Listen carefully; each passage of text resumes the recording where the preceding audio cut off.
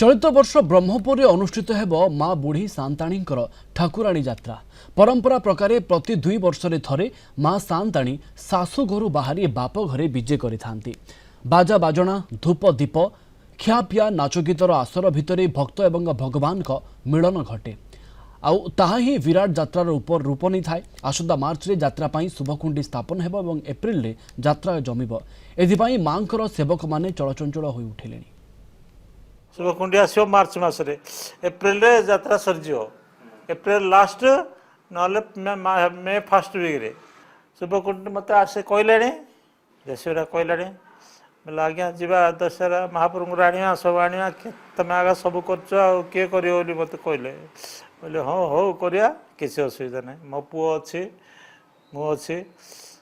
किसी असुविधा ना भगवान आशीर्वाद माँ ठाकुराणी आशीर्वाद रे शुभ को आनब हाँ शुभ को आनब शुभ को आणला पर माँ को पछा धरिक आइब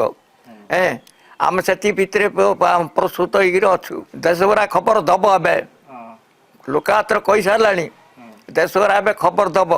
लोक को पठेब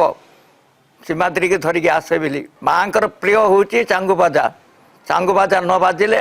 माँ आसोनी। माँ बुढ़ी सांताणी यात्रा आरंभ हम आ आमे समस्ते खुशी जेहेतु यात्राटा ए वर्ष होची आमे जेहेतु माँ सेवा करी परंपरा घट दे आसुचु आ घट काम भी आरंभ करनु जेहेतु माँ शुभकुंठी आरंभ हैला परे आमर कार्य आरंभ करूँ आ प्रत्येक 2 वर्ष थरे माँ सेवा करने जो आमको सुजोग मिली से आम जीवन धन्य बोली भावुँ। वर्तमान ठू ब्रह्मपुर चलचंचल विशेष करके देशी बेहेरा जी जहाँ घर को माँ आसवे से आमको ऑलरेडी अवगत कर सारे माँ आशीर्वाद यात्रा समय आरंभ होली एवं से क्षेत्र में प्रशासन जमती पूर्व वर्ष भली जो प्रकार भाव व्यवस्था करथिला जेमती कि आपणकर सफाई ठू आरंभ करिकी